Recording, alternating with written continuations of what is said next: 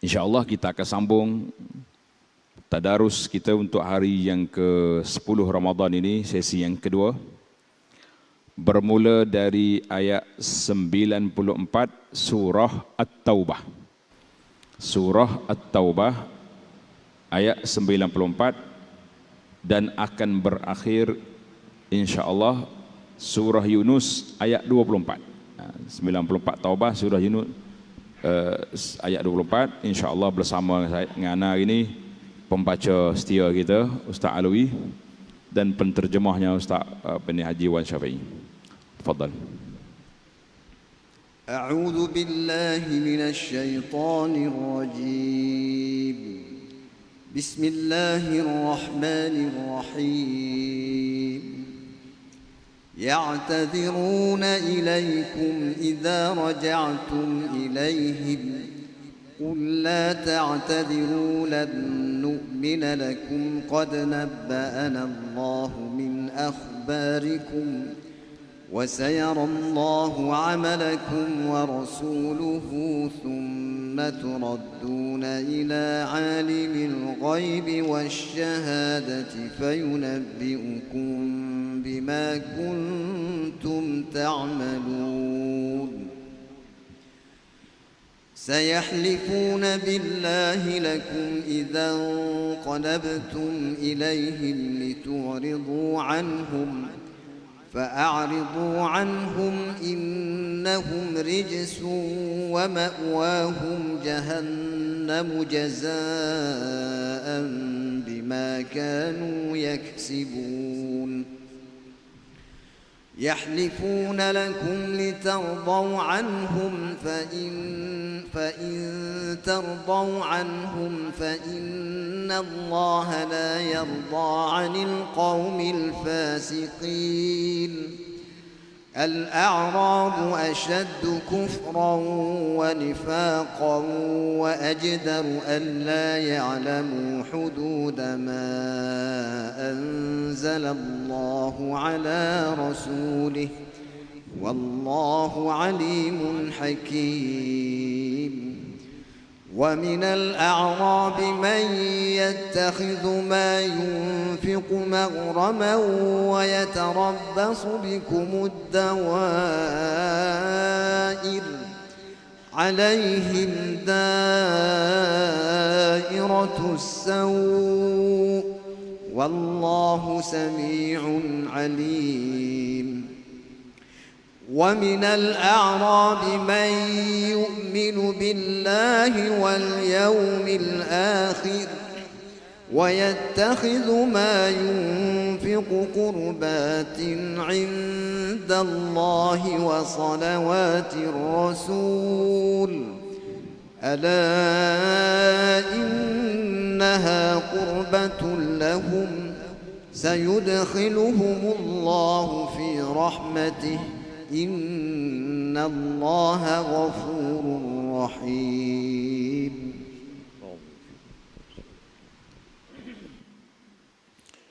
Mereka orang-orang munafik yang tidak turut berperang akan mengemukakan alasannya kepadamu ketika kamu telah kembali kepada mereka. Katakanlah ya Muhammad, janganlah kamu mengemukakan alasan kami tidak percaya lagi kepadamu. Sesungguhnya Allah telah memberitahu kami tentang beritamu dan Allah akan melihat perlakuanmu. Demikian pula Rasulnya. Kemudian kamu dikembalikan kepada Allah yang maha mengetahui segala yang gaib dan yang nyata. Lalu dia memberitakan kepadamu apa yang telah kamu lakukan. Mereka akan bersumpah kepadamu dengan nama Allah ketika kamu kembali kepada mereka agar kamu berpaling daripada mereka. Maka berpalinglah daripada mereka, kerana sesungguhnya mereka itu berjiwa kotor dan neraka jahanamlah tempat mereka. Itulah balasan bagi apa yang telah mereka lakukan. Mereka akan bersumpah kepadamu agar kamu bersedia menerima mereka. Tetapi walaupun kamu menerima mereka, Allah tidak akan redha kepada orang-orang yang fasik. Orang-orang Arab Badui itu lebih kuat kekafiran dan kemunafikannya dan tidak mengetahui hukum hakam yang diturunkan Allah kepada Rasulnya. Allah maha mengetahui lagi maha bijaksana. Dan di antara orang Arab Badui itu Ada yang memandang apa yang dinafkahkannya di jalan Allah sebagai suatu kerugian. Dia menanti-nanti bahaya menimpamu. Mereka lah yang akan ditimpa bahaya. Allah Maha mendengar lagi Maha mengetahui. Dan di antara orang-orang Arab Badui itu ada yang beriman kepada Allah dan hari kemudian dan memandang apa yang didermakannya di jalan Allah sebagai jalan mendekatkan diri kepadanya dan sebagai jalan untuk memperolehi doa Rasul. Ketahuilah, sesungguhnya derma itu suatu jalan bagi mereka untuk mendekatkan diri kepada Allah. Kelak Allah akan memasukkan mereka ke dalam rahmat, yakni syurganya. Sesungguhnya Allah Maha Pengampun lagi Maha Penyayang. Allah. Ayat 100 surah At-Taubah.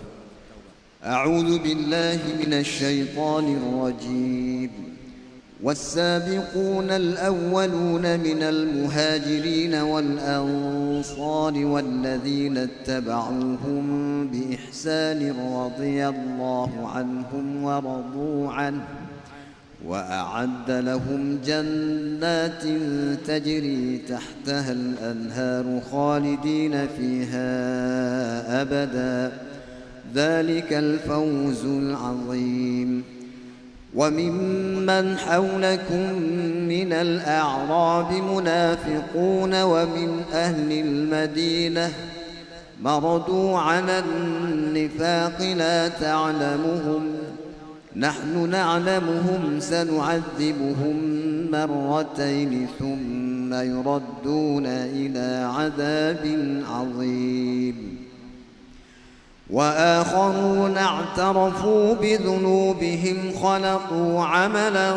صالحا وآخر سيئا عسى الله أن يتوب عليهم إن الله غفور رحيم خذ من أموالهم صدقة تطهرهم وتزكيهم بها وصل عليهم إن صلاتك سكن لهم والله سميع عليم ألم يعلموا أن الله هو يقبل التوبة عن عباده ويأخذ الصدقات وأن الله هو التواب الرحيم وقل اعملوا فسيرى الله عملكم ورسوله والمؤمنون وستردون إلى عالم الغيب والشهادة فينبئكم بما كنتم تعملون وآخرون مرجون لأمر الله إما يعذبهم وإما يتوب عليهم والله عليم حكيم. Dan orang-orang yang terdahulu lagi yang mula-mula memeluk Islam di antara orang Muhajirin dan Ansar dan orang-orang yang mengikuti mereka dengan baik, Allah redha kepada mereka dan mereka pun redha kepada Allah. Allah menyediakan bagi mereka syurga-syurga yang mengalir di bawahnya sungai-sungai. Mereka kekal di dalamnya. Mereka kekal di dalamnya selama-lamanya. Itulah kemenangan yang agung. Dan di antara orang-orang Arab Badui yang tinggal di sekitarmu ada orang-orang munafik. Dan di antara penduduk Madinah ada juga orang-orang munafik. Mereka keterlaluan dalam kemunafikannya. Engkau ya Muhammad tidak mengetahui mereka, tetapi kami mengetahuinya. Kelak kami akan seksa mereka 2 kali. Kemudian mereka akan dikembalikan kepada azab yang besar. Dan ada pula orang lain yang mengakui dosa-dosa mereka. Mereka mencampur adukkan perbuatan yang baik dengan perbuatan lain yang buruk. Mudah-mudahan Allah menerima taubat mereka. Sesungguhnya Allah Maha Pengampun lagi Maha Penyayang. Ambillah zakat daripada harta mereka untuk membersihkan dan menyucikan mereka, dan berdoalah untuk mereka. Sesungguhnya doamu itu menumbuhkan ketenteraman jiwa bagi mereka. Allah Maha mendengar lagi Maha mengetahui. Tidakkah mereka mengetahui bahawa Allah menerima taubat hamba-hambanya dan menerima zakatnya, dan bahawa Allah Maha Penerima taubat lagi Maha Penyayang. Dan katakanlah, bekerjalah kamu, maka Allah akan melihat perlakuanmu, begitu juga Rasulnya dan orang-orang mukmin, dan kamu akan dikembalikan kepada Allah yang Maha mengetahui yang gaib dan yang nyata. Lalu diberitakannya kepadamu apa yang telah kamu lakukan. Dan ada pula orang-orang lain yang ditangguhkan sehingga ada keputusan Allah. Mungkin Allah akan mengazab mereka, dan mungkin Allah akan menerima taubat mereka. Allah Maha mengetahui lagi Maha bijaksana. Allah. Tafadhal. Ayat 107. A'udzu billahi minasy syaithanir rajim. والذين اتخذوا مسجدا ضرارا وكفرا وتفريقا بين المؤمنين وإرصادا لمن حارب الله ورسوله من قبل وليحلفن إن أردنا إلا الحسنى والله يشهد إنهم لكاذبون لا تقم فيه أبدا لمسجد أسس على التقوى من أول يوم أحق أن تقوم فيه رجال يحبون أن يتطهروا والله يحب المطهرين أفمن أسس بنيانه على تقوى من الله ورضوان خير أم من أسس بنيانه على شفا جرف هار فانهار به في نار جهنم والله لا يهدي القوم الظالمين لا يزال بنيانهم الذي بنوا ريبة في قلوبهم إلا أن تقطع قلوبهم والله عليم حكيم إن الله اشترى من المؤمنين أنفسهم وأموالهم بأن لهم الجنة يقاتلون في سبيل الله فيقتلون ويقتلون وعدا عليه حقا في التوراة والإنجيل والقرآن ومن أوفى بعهده من الله فاستبشروا ببيعكم الذي بايعتم به وذلك هو الفوز العظيم. Dan di antara orang-orang munafik juga ialah orang-orang yang membina masjid dengan tujuan membahayakan keselamatan orang-orang Islam dan menguatkan keingkaran mereka sendiri, serta memecah belahkan perpaduan orang-orang yang beriman, dan juga untuk dijadikan tempat intipan bagi orang-orang yang telah memerangi Allah dan Rasulnya sebelum itu. Dan apabila tujuan mereka yang buruk itu ketara, mereka akan bersumpah dengan berkata, tidaklah yang kami kehendaki dengan mendirikan masjid ini melainkan untuk kebaikan semata-mata. Padahal Allah menyaksikan bahawa sesungguhnya mereka adalah berdusta. Jangan engkau sembahyang di masjid itu selama-lamanya, kerana sesungguhnya masjid, yakni Masjid Quba yang kau bina, wahai Muhammad, yang telah didirikan di atas dasar taqwa dari mula wujudnya, sudah sepatutnya engkau sembahyang padanya. Di dalam masjid itu ada orang-orang lelaki yang suka mengambil berak, membersihkan, yakni mensucikan dirinya. Dan Allah mengasihi orang-orang yang membersihkan diri mereka, zahir dan batin. Maka adakah orang yang membangun masjid yang didirikan di atas dasar taqwa kepada Allah dan untuk mencari kerajaan Allah itu lebih baik, ataukah orang yang membangun masjid yang didirikan di tepi jurang yang hampir runtuh, lalu runtuhlah ia dengan yang membangunkannya ke dalam api neraka. Dan ingatlah, Allah tidak akan memberi hidayah petunjuk kepada orang-orang yang zalim. Keruntuhan masjid yang dibina oleh mereka yang munafik itu sentiasa menjadi penyakit syak dan keluh kesah lebih daripada yang sedia ada dalam hati mereka, dan tidak akan habis kecuali apabila hati mereka hancur dulu dalam tanah. Dan ingatlah, Allah Maha mengetahui lagi Maha bijaksana. Sesungguhnya Allah telah membeli dari orang-orang yang beriman akan jiwa mereka dan harta benda mereka dengan balasan bahawa mereka akan beroleh syurga disebabkan mereka berjuang pada jalan Allah. Maka di antara mereka ada yang membunuh dan terbunuh.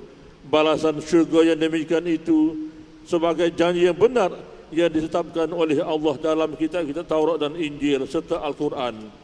Dan siapakah lagi yang lebih menyempurnakan janjinya daripada Allah? Oleh itu bergembiralah dengan jualan yang kamu jalankan jual belinya itu, dan ketahuilah bahawa jual beli yang seperti itu ialah kemenangan yang besar. Wallahu a'lam. أعوذ بالله من الشيطان الرجيم. التائبون العابدون الحامدون السائحون الراكعون الساجدون الآمرون بالمعروف والناهون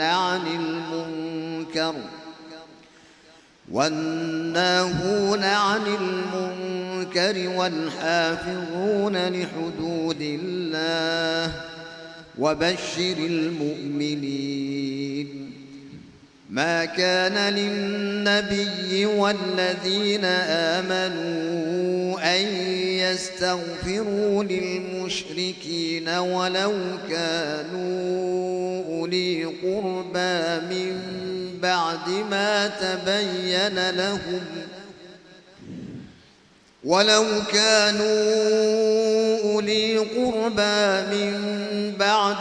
تبين لهم أنهم أصحاب الجحيم. وما كان استغفار إبراهيم لأبيه إلا عن موعدة وعدها إياه فلما تبين له أنه عدو لله تبرأ منه إن إبراهيم لأواه حليم. وما كان الله ليضل قوما بعد إذ هداهم حتى يبين لهم ما يتقون إن الله بكل شيء عليم. إن الله له ملك السماوات والأرض يحيي ويميت وما لكم من دون الله من ولي ولا نصير. لقد تاب الله على النبي والمهاجرين والأنصار الذين اتبعوه في ساعة العسرة من بعد ما كاد يزيغ قلوب فريق منهم ثم تاب عليهم إنه بهم رؤوف رحيم. Mereka itu ialah orang-orang yang bertaubat, yang beribadat, yang memuji Allah, yang mengembara untuk menuntut ilmu dan mengembangkan Islam, yang rukuk, yang sujud, yang menyuruh berbuat kebaikan dan yang melarang daripada kejahatan, serta yang menjaga batas-batas hukum Allah. Dan gembiralah orang-orang yang beriman, yakni yang bersifat demikian.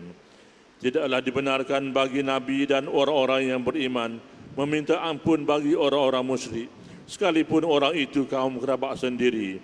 sesudah nyata bagi mereka bahawa orang-orang musyrik itu adalah ahli neraka. Dan bukanlah istighfar Nabi Ibrahim bagi bapaknya dibuat melainkan kerana adanya janji yang diberjanjikan kepadanya. Dan apabila ternyata kepada Nabi Ibrahim bahawa bapaknya musuh bagi Allah, ia pun berlepas diri daripadanya. Sesungguhnya Nabi Ibrahim itu lembut hati lagi penyabar. Dan Allah tidak sekali-kali menjadikan sesuatu kaum itu sesat sesudah ia memberi hidayah petunjuk kepada mereka, sebelum ia menerangkan kepada mereka apa yang mereka wajib memelihara dan melindungi diri daripadanya. Sesungguhnya Allah Maha mengetahui akan tiap-tiap sesuatu. Sesungguhnya Allah jualah yang menguasai segala alam langit dan bumi. Ia menghidupkan dan mematikan, dan tidaklah ada bagi kamu selain dari Allah sesiapa pun yang menjadi pelindung dan juga yang menjadi penolong. Sesungguhnya Allah telah menerima taubat Nabi dan orang-orang muhajirin dan ansar yang mengikutnya berjuang dalam masa kesukaran. Sesudah hampir-hampir terpesong hati segolongan dari mereka, yakni daripada menurut Nabi, untuk berjuang. Kemudian Allah menerima taubat mereka. Sesungguhnya Allah amat belas lagi maha mengasihi terhadap mereka. Fadal. Surah At-Taubah ayat 118. A'udzu billahi minasy syaithanir rajim.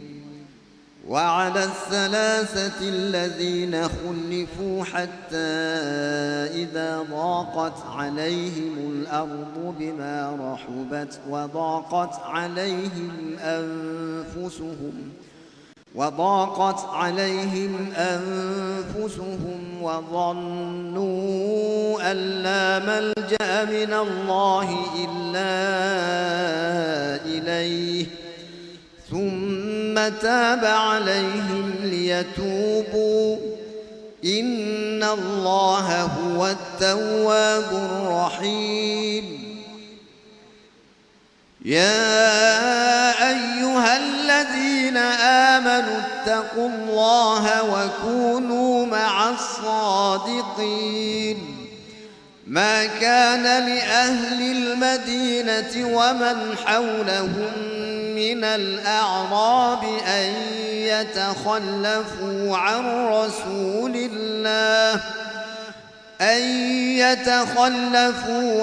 رسول الله ولا يرغبوا بأنفسهم عن نفسه ذلك بأنهم لا يصيبهم ظمأ ولا نصب ولا مخمصة في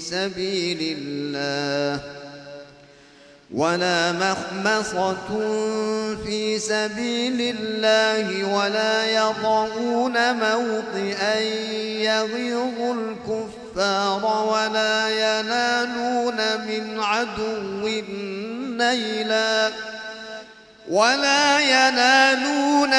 عدو نيلا إلا كتب لهم به عمل صالح إن الله لا يضيع أجر المحسنين ولا ينفقون نفقة صغيرة ولا كبيرة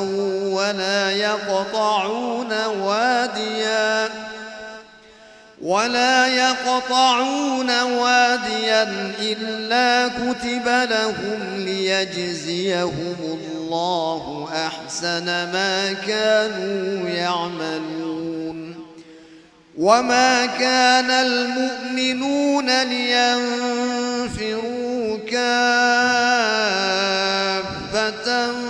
فلولا نفر من كل فرقة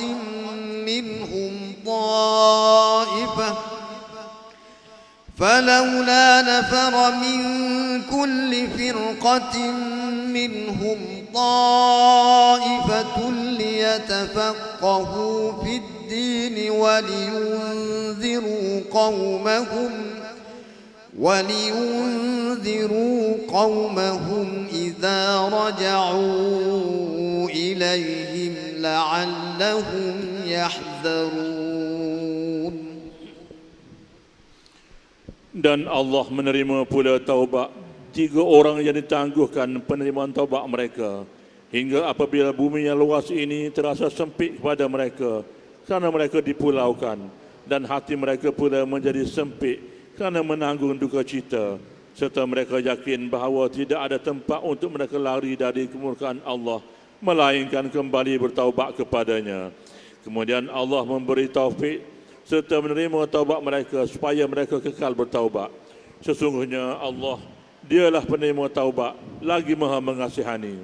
Wahai orang-orang yang beriman, bertakwalah kamu kepada Allah dan hendaklah kamu berada bersama orang-orang yang benar. Tidaklah patut bagi penduduk Madinah dan orang-orang yang di sekeliling mereka dari orang Arab ketinggalan daripada turut berperang bersama Rasulullah. Dan tidaklah patut mereka mengasihi diri mereka sendiri dengan tidak menghiraukan Rasulullah.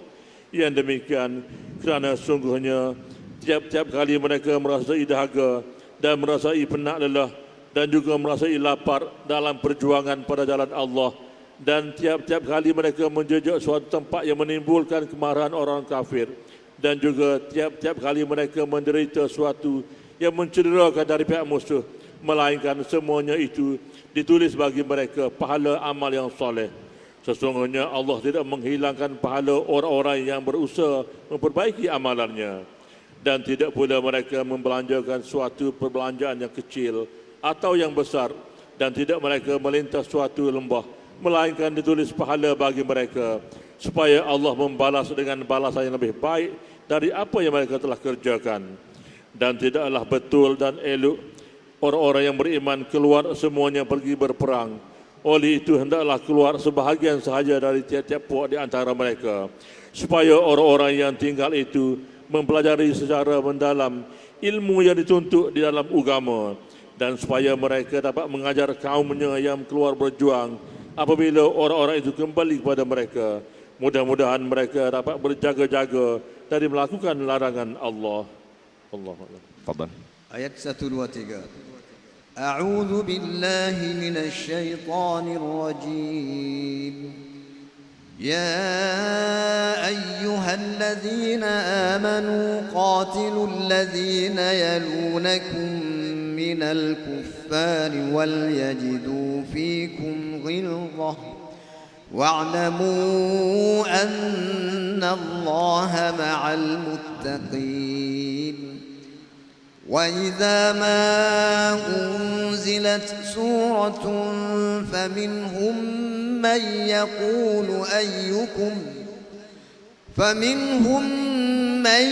يقول أيكم زادته هذه إيمانا فأما الذين آمنوا فزادتهم إيمانا وهم يستبشرون وأما الذين في قلوبهم مرض فزادتهم رجسا إلى رجسهم وماتوا وهم كافرون أولا يرون أنهم يفتنون في كل عام مرة أو مرتين ثم لا يتوبون ولا هم يذكرون وإذا ما أنزلت سورة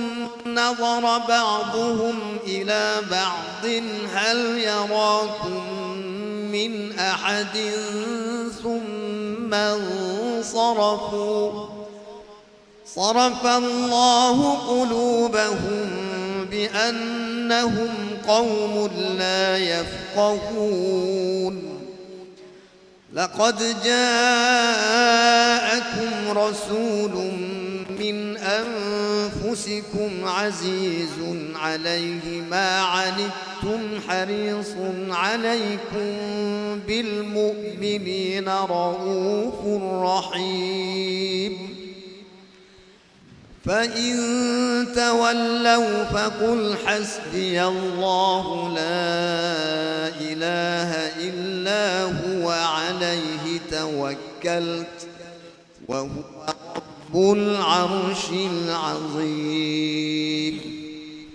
Wahai orang-orang yang beriman, perangilah orang-orang kafir di sekitarmu, dan hendaklah mereka merasakan sikap tegas darimu. Dan ketahuilah bahawa Allah bersama orang-orang yang bertakwa. Dan apabila diturunkan suatu surah, maka di antara mereka di antara mereka, yakni orang-orang munafik, ada yang berkata, siapakah di antara kamu yang bertambah imannya dengan turunnya surah ini? Adapun orang-orang yang beriman, maka surah ini menambahkan lagi imannya, dan mereka berasa gembira. Dan adapun orang-orang yang dalam hatinya ada penyakit, maka dengan surah itu akan menambahkan kekafiran yang sedia ada dalam diri mereka, dan mereka akan mati dalam keadaan kafir. Dan tidakkah mereka, yakni orang-orang munafik, memperhatikan bahawa mereka diuji sekali atau dua kali setiap tahun, namun mereka tidak juga bertaubat dan tidak pula mengambil pengajaran. Dan apabila diturunkan suatu surah, mereka saling berpandangan sama mereka sambil berkata, adakah seseorang daripada kaum muslimin yang melihat kamu? Setelah itu mereka pun pergi. Allah memalingkan hati mereka disebabkan mereka adalah kaum yang tidak memahami. Sesungguhnya telah datang kepadamu seorang Rasul daripada kaummu sendiri. Terasa berat olehnya penderitaan yang kamu alami. Dia sangat menginginkan keimanan dan keselamatan bagi kamu, penyantun dan penyayang terhadap orang-orang yang beriman. Maka jika mereka berpaling daripada keimanan, maka katakanlah, ya Muhammad, cukuplah Allah bagiku, tiada Tuhan selainnya, hanya kepadanya aku bertawakal, dan dialah Tuhan yang memiliki arsy yang singgasana yang maha agung. Allah. InsyaAllah. Bermula surah Yunus. A'udzu billahi minasy syaithanir rajim. Bismillahirrahmanirrahim. Alif Lam Ra. Tilka ayatul kitabil hakim. أكان للناس عجبا أن أوحينا إلى رجل منهم أن أنذر الناس وبشر الذين آمنوا أن لهم قدم صدق عند ربهم.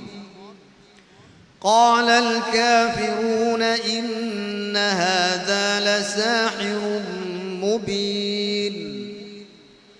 إن ربكم الله الذي خلق السماوات والأرض في 6 أيام ثم استوى على العرش يدبر الأمر ما من شفيع إلا من بعد إذنه. ذلكم الله ربكم فاعبدوه أفلا تذكرون. إليه مرجعكم جميعا وعد الله حقا. إنه يبدأ الخلق ثم يعيده ليجزي الذين آمنوا وعملوا الصالحات بالقسط. والذين كفروا لهم شراب من حميم وعذاب أليم بما كانوا يكفرون. هو الذي جعل الشمس ضياء والقمر نورا وقدره منازل لتعلموا عدد السنين والحساب. ما خلق الله ذلك إلا بالحق يفصل الآيات لقوم يعلمون. إن في اختلاف الليل والنهار والنهار وما خلق الله في السماوات والأرض لآيات لقوم يتقون. Dengan nama Allah yang Maha Pemurah lagi Maha Penyayang. Alif Lam Ra. Inilah ayat-ayat Al-Quran yang penuh hikmah. Layakkah manusia kehairanan bahawa kami memberikan wahyu kepada seorang lelaki di antara mereka. Berilah peringatan kepada manusia dan gembirakanlah orang-orang yang beriman bahawa mereka mempunyai kedudukan yang tinggi di sisi Tuhan. Orang-orang kafir berkata, sesungguhnya orang ini, yakni Muhammad, benar-benar ahli sihir yang nyata. Sesungguhnya Tuhan kamu dialah Allah yang menciptakan langit dan bumi dalam 6 masa. Lalu dia bersemayam di atas Arash yang layak dengan kesuciannya untuk menguruskan segala urusan. Tiada yang dapat memberi syafaat kecuali dengan izinnya. Itulah Allah Tuhanmu, maka sembahlah dia. Adakah kamu tidak mengambil pengajaran? Hanya kepadanya kamu semua akan dikembalikan. Hanya kepadanya kamu semua akan dikembalikan. Ia adalah janji Allah yang benar dan pasti. Sesungguhnya dialah yang memulakan penciptaan makhluk, kemudian mengulanginya, yakni menghidupkannya kembali setelah dibangkitkan, agar dia membalas amalan orang-orang yang beriman dan membuat kebaikan dengan adil. Sedangkan untuk orang-orang kafir disediakan minuman daripada air yang mendidih dan siksaan pedih kerana kekafiran mereka. Dialah yang menjadikan matahari bersinar dan bulan bercahaya, dan dialah yang menetapkan tempat peredarannya agar kamu mengetahui bilangan tahun dan perhitungan waktu. Allah tidak menciptakan yang demikian itu kecuali dengan kebenaran. Dia menjelaskan tanda-tanda kebesarannya kepada orang-orang yang mengetahui. Sesungguhnya pada pergantian malam dan siang, dan pada apa yang diciptakan Allah di langit dan di bumi, pasti terdapat tanda-tanda yakni kebesarannya bagi orang-orang yang bertakwa. Surah Yunus ayat 7. A'udzu billahi minasy syaithanir rajim. Innal ladzina la yarjuna liqa'ana wa radu bil hayatid dunya wa tama'annu biha wal ladzina hum an ayatina ghafilun. أولئك مأواهم النار بما كانوا يكسبون. إن الذين آمنوا وعملوا الصالحات يهديهم ربهم بإيمانهم تجري من تحتهم الأنهار في جنات النعيم. دعواهم فيها سبحانك اللهم وتحيتهم فيها سلام وآخر دعواهم أن الحمد لله رب العالمين. ولو يعجل الله للناس الشر استعجالهم بالخير لقضي إليهم أجلهم فنذر الذين لا يرجون لقاءنا في طغيانهم يعمهون. وإذا مس الإنسان الضر دعانا لجنبه أو قاعدا أو قائما فلما كشفنا عنه ضره مر كأن لم يدعنا إلى ضر مسه. كذلك زين للمسرفين ما كانوا يعملون. ولقد أهلكنا القرون من قبلكم لما ظلموا وجاءتهم رسلهم بالبينات وجاءتهم رسلهم بالبينات وما كانوا ليؤمنوا كذلك نجزي القوم المجرمين ثم جعلناكم خلائف في الأرض من بعدهم لننظر كيف تعملون. Sesungguhnya orang-orang yang tidak mengharapkan, yang tidak percaya akan pertemuan dengan kami dan berasa puas dengan kehidupan dunia serta berasa tenteram dengan kehidupan itu, dan orang-orang yang melalaikan ayat-ayat kami, mereka itu tempatnya di neraka kerana apa yang telah mereka lakukan. Sesungguhnya orang-orang yang beriman dan beramal soleh nescaya diberi petunjuk oleh Tuhan kerana keimanannya. Mereka dalam syurga yang penuh kenikmatan, mengalir di bawahnya sungai-sungai. Doa mereka dalamnya ialah Subhanakallahumma, yakni Maha Suci Engkau ya Tuhan kami. Dan salam penghormatan mereka ialah salam, yakni salam sejahtera. Dan penutup doa mereka ialah Alhamdulillahirabbil alamin. Segala puji bagi Allah, Tuhan seluruh alam. Dan kalau Allah menyegerakan azab seksa bagi manusia seperti permintaan mereka untuk menyegerakan nikmat kesenangan, pasti sampailah ajal mereka. Namun kami biarkan orang-orang yang tidak mengharapkan pertemuan dengan kami bingung di dalam kesesatan mereka. Dan apabila manusia ditimpa bahaya, dia berdoa kepada kami dalam keadaan berbaring, duduk atau berdiri.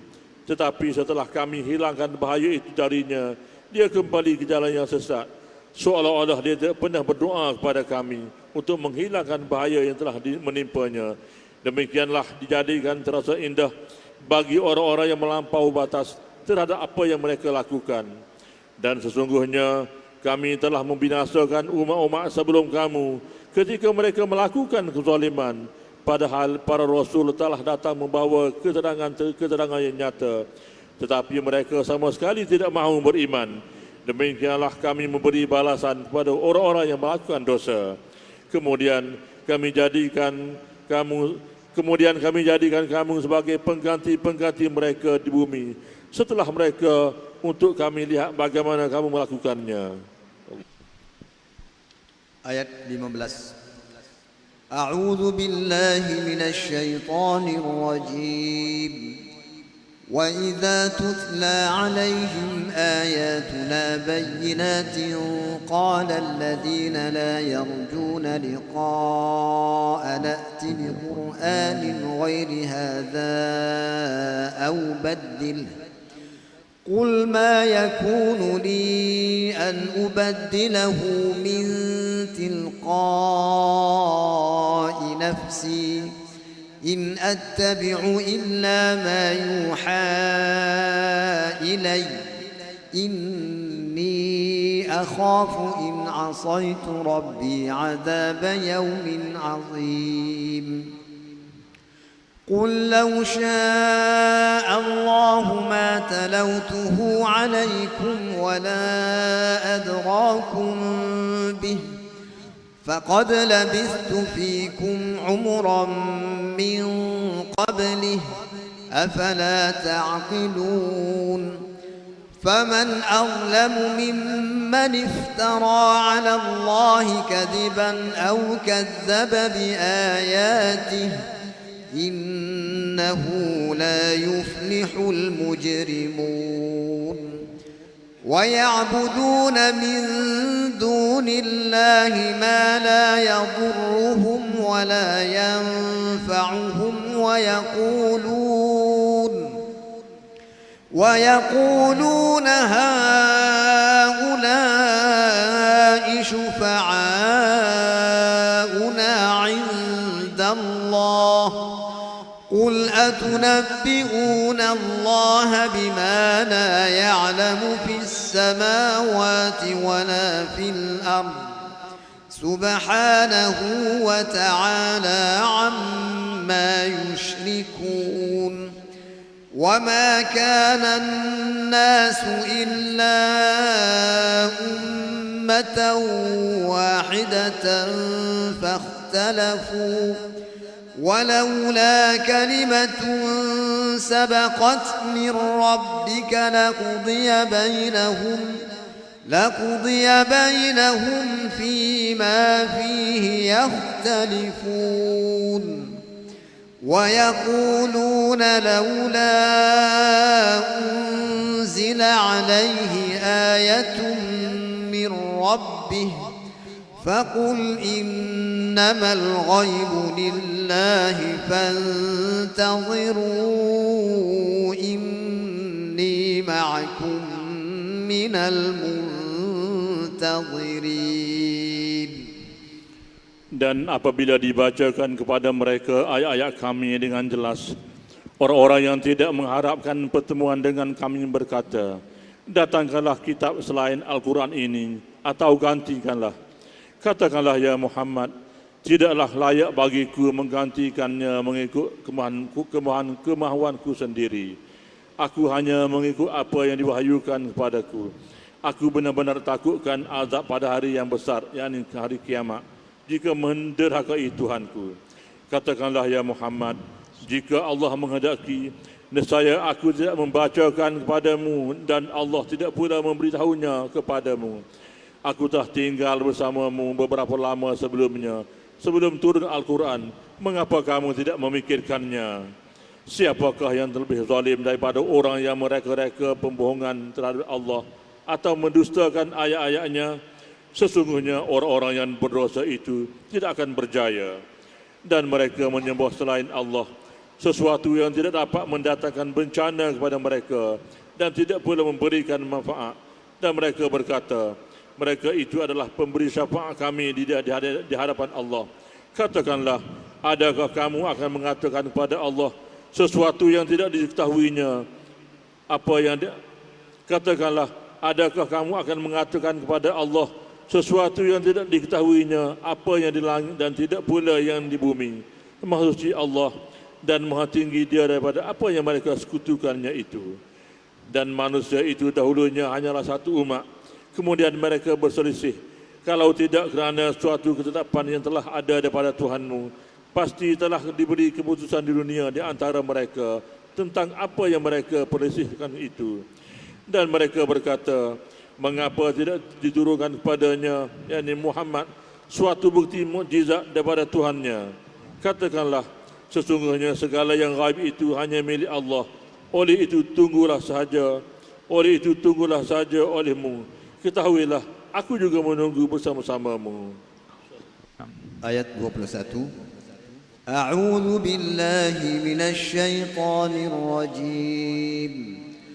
وَإِذَا أَذَقْنَا النَّاسَ رَحْمَةً مِّن بَعْدِ ضَرَّاءٍ مَسَّتْهُمْ إِذَا لَهُم مَّكْرٌ فِي آيَاتِنَا قُلِ اللَّهُ أَسْرَعُ مَكْرًا إِنَّ رُسُلَنَا يَكْتُبُونَ مَا تَمْكُرُونَ هو الذي يسيركم في البر والبحر حتى إذا كنتم في الفلك وجرين بهم بريح طيبة وفرحوا بها جاءتها ريح عاصف وجاءهم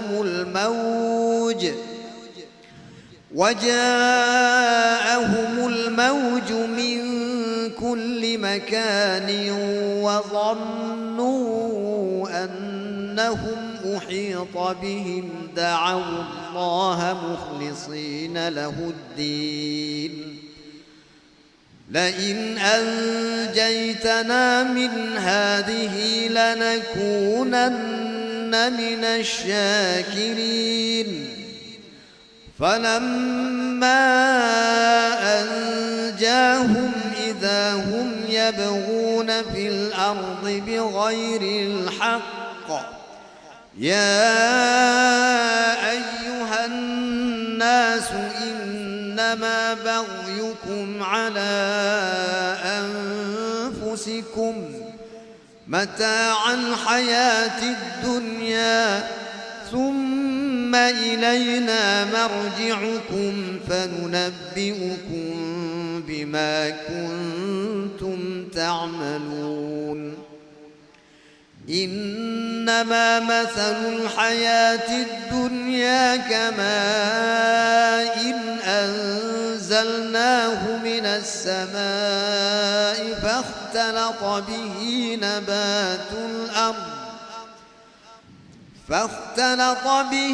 نبات الأرض مما يأكل الناس والأنعام حتى إذا أخذت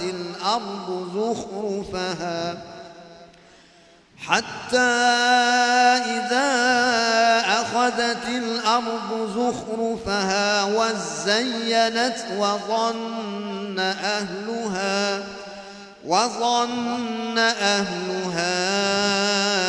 أنهم قادرون عليها أتاها أمرنا ليلا